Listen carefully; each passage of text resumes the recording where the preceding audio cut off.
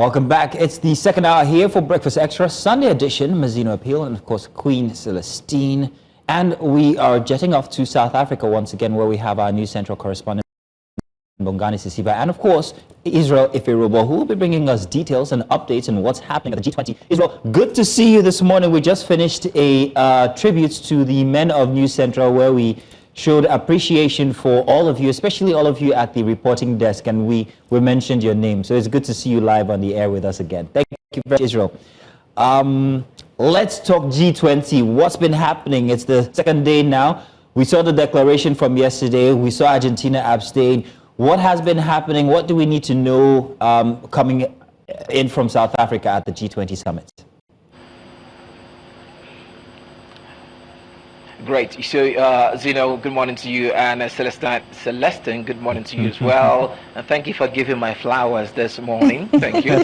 Okay, so a lot happened yesterday, and I did say during all our reportage yesterday that we will try to get our hands on the declarations that were, agreed upon by members of the G20 yesterday. And luckily for us, we have been able to lay our hands on that. So I'll just quickly go right now and read out some of the sections. It's a 30-page document, so I cannot possibly have gone through everything right now, but let me just quickly give you some key pointers from this particular declaration that was adopted yesterday by members of the G20.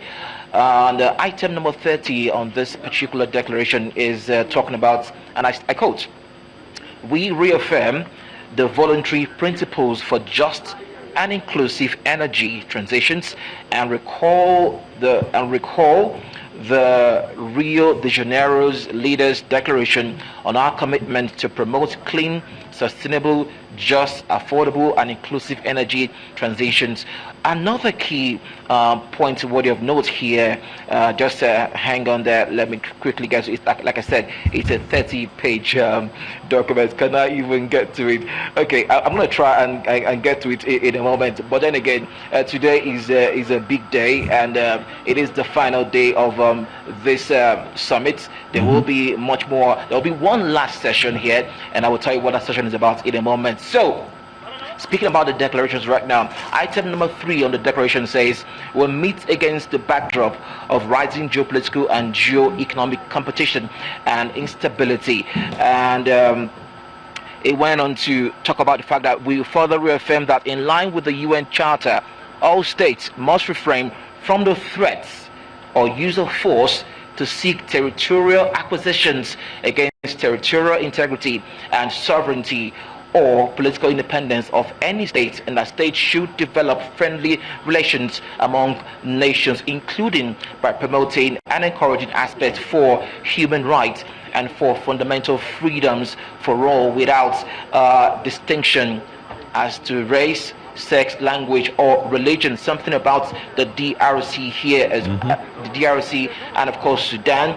They say item 7 here on the declarations, "We concur that guided by the purposes and principles of the UN Charter in its entirety, we will work for just, comprehensive, and lasting peace in the Sudan, the Democratic Republic of the Congo, the occupied Palestinian territory, Ukraine, as well as any other conflicts and wars around the globe. With peace, only with peace will we achieve sustainability and prosperity." As you know, I know we don't have lots of time, but you asked me a question on before we came on the air, why did Argentina abstain from this particular G20 summit? Indeed, we gathered also that they are in alignment with the United States of America, who also abstained, and it's also a thing of ideology here, and that's why they are not here. So today is a final session.